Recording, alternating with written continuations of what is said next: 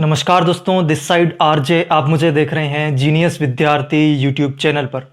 दोस्तों, आज की इस वीडियो में हम बात करने वाले हैं, जैसा कि आपने थंबनेल देखा होगा, कि वीडियो मेंस के लिए हम कितना टारगेट रखें, कितना सेफ स्कोर हो सकता है, कि कितने मार्क्स आ जाएं तो हम अपना सिलेक्शन श्योर मान सकते हैं। तो इसी वीडियो में बात कर लेते हैं। तो दोस्तों, वीडियो को स्टार्ट करते हैं। दोस्तों, सबसे पहले हम बात कर लेते हैं थोड़ा सा वीडियो मेंस को लेकर के कि कितने मार्क्स का पेपर होने वाला है। वीडियो मेंस जो एग्ज़ाम होगा वो 100 मार्क्स के लिए होगा और नंबर ऑफ क्वेश्चंस रहेंगे 120 क्वेश्चंस रहने वाले हैं। टाइम जो हमें दिया गया है वो 2 आवर्स का दिया गया है। 2 घंटे 120 क्वेश्चंस, 100 मार्क्स।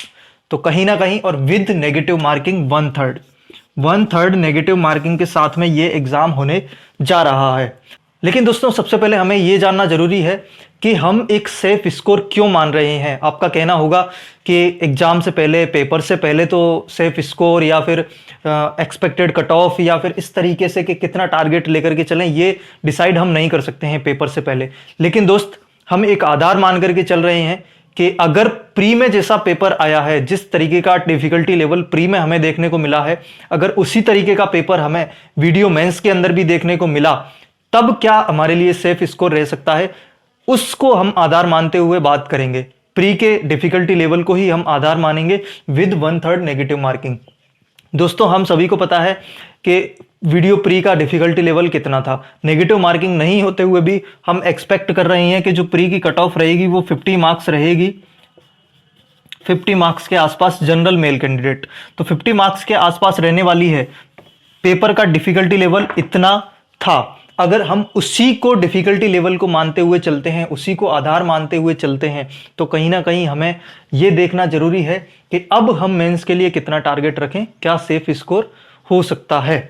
दोस्त, कई बार सेफ स्कोर इसलिए भी मायने रखता है कि हमें कितना टारगेट अगर पता चल जाए कि 100 में से अगर मैं 60 मार्क्स ले आता हूं, 70 मार्क्स ले आता हूं, तो कुछ चीज़ें मैं छोड़ सकता हूं। किन सब्जेक्ट्स पर मुझे ज़्यादा फोकस करना है, क्योंकि अभी हमारे पास जितना सिलेबस में दिया गया है, हर कोई हर सब्जेक्ट में महारथी नहीं होता है, हर सब्जेक्ट में का धुरंधर नहीं होता है। किन्हीं पर्टिकुलर सब्जेक्ट्स पे स्ट्रेंथ होती है, पकड़ होती है। तो कितना टारगेट, हमें अगर टारगेट पता चल जाए कि हम इतना टारगेट लेकर के चलें, इतना हमारे लिए सेफ स्कोर हो सकता है, तब हम उन सब्जेक्ट्स को इस तरीके से डिवाइड कर सकते हैं कि मैं अगर इस पोर्शन को थोड़ा सा ढील देता हूं, अगर ये मेरे से कंप्लीट नहीं होता है, तब भी मैं कहीं ना कहीं अपना टारगेट जो है, एक सेफ स्कोर जो हम मान रहे हैं, उसको अचीव करके सिलेक्शन पा सकते हैं। तो इसलिए भी ये जरूरी हो जाता है हमारी स्ट्रेटेजी को एक डायरेक्शन देने के लिए। तो दोस्त, हम बात कर लेते हैं कि 120 क्वेश्चन, 100 मार्क्स। ठीक है। अब सबसे पहले तो देखना यह है कि अगर इसी तरीके का पेपर का लेवल रहा, तो अभी हम प्री में एक्सपेक्ट कर रहे हैं 50 नंबर। 50 नंबर मेंस में मैं एक्सपेक्ट कर रहा हूं, मैं फिर से बता रहा हूं, यही डिफिकल्टी लेवल जैसा प्री में देखा गया है ना, उसी डिफिकल्टी लेवल के बेस पर बता रहा हूं मैं। ठीक है। अगर पटवारी के जैसा पेपर आता है ना मेंस के अंदर, तो कट ऑफ हाई जाएगी। मैं इजीली कह सकता हूं 80% तक कट ऑफ जा सकती है आराम से। 100 में से 80 मार्क्स कट ऑफ जा सकती है। लेकिन मैं मान रहा हूं डिफिकल्टी लेवल वीडियो प्री का जैसा पेपर आया है वही। ठीक है। तो कहीं ना कहीं मैं उसका बता देता हूं, एक ओवरऑल मार्क्स बता देता हूं, हाईएस्ट मार्क्स जिसको लेकर के आप चल सकते हो कि अगर इतना आ जाता है तो आप बिल्कुल सेफ हो, आपको कोई लोड लेने वाली बात नहीं है। 60 मार्क्स। हालांकि अगर प्री के जैसा पेपर आता है तो मेंस में 60 मार्क्स स्कोर कर पाना बहुत ही टफ रहेगा विद 1/3 नेगेटिव मार्किंग। लेकिन अगर आप इतना टारगेट कर लेते हो, इतना अचीव कर लेते हो, तो आप किसी भी कैटेगरी से हो, चाहे आप जनरल मेल कैटेगरी से, फीमेल कैटेगरी से, ईडब्ल्यूएस, ओबीसी, किसी भी कैटेगरी से हो, अगर आप 60 मार्क्स स्कोर कर देते हो इस तरीके के पेपर में, तो आपका सिलेक्शन कोई भी नहीं रोक सकता है।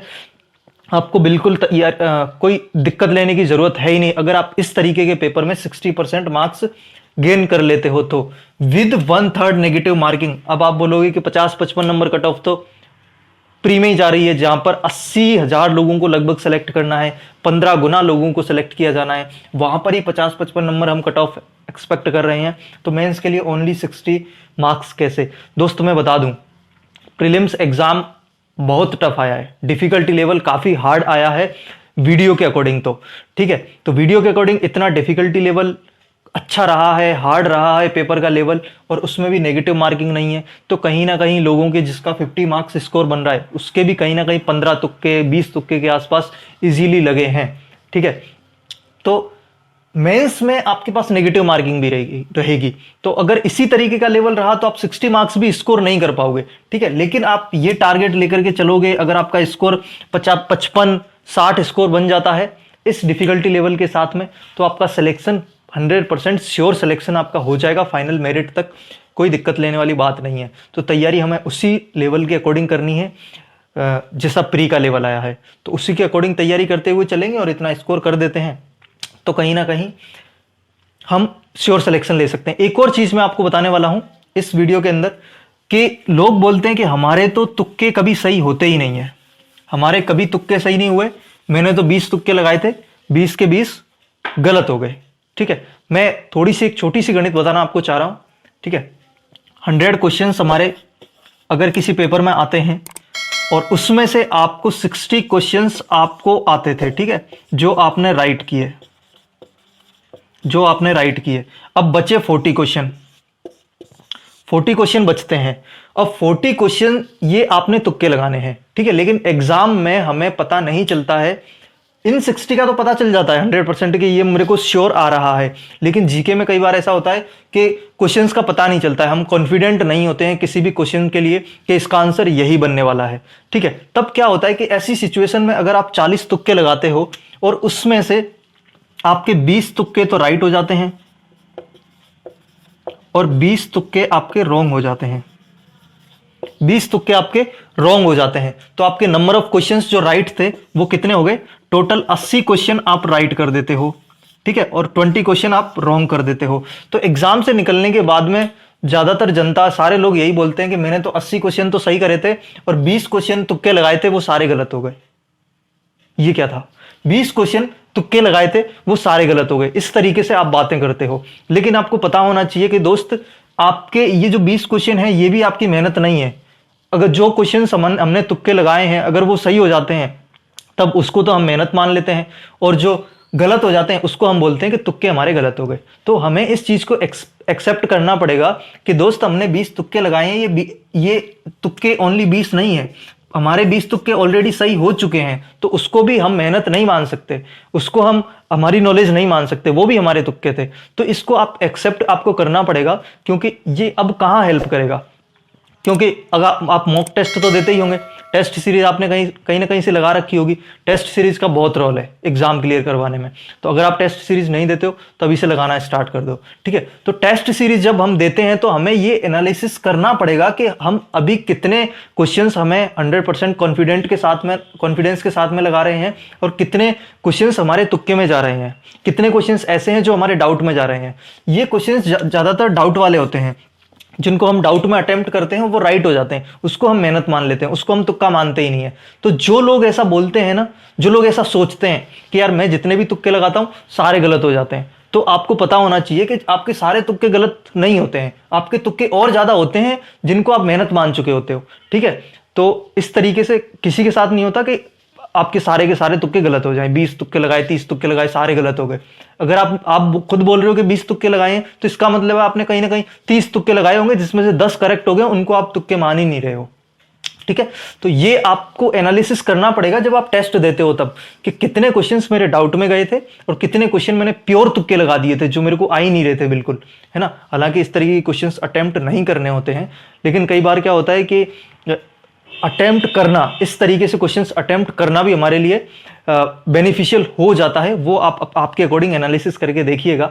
ठीक है, तो इस वीडियो में हम यही बात करना चाह रहे थे सेफ स्कोर को लेकर के, कि क्या हम टारगेट सेट करें जिससे हम अपनी स्ट्रैटेजी को, सब्जेक्ट्स को डिवाइड कर सकें कि यार मैं इन सब्जेक्ट्स पर थोड़ा सा फोकस करता हूं तो इतना हम टारगेट अचीव कर सकते हैं। 60% मार्क्स मैंने बताया है 100 में से, क्योंकि अभी थोड़ा सा एक और चीज़ यहाँ पर देखने को मिलेगी इंटरेस्टिंग।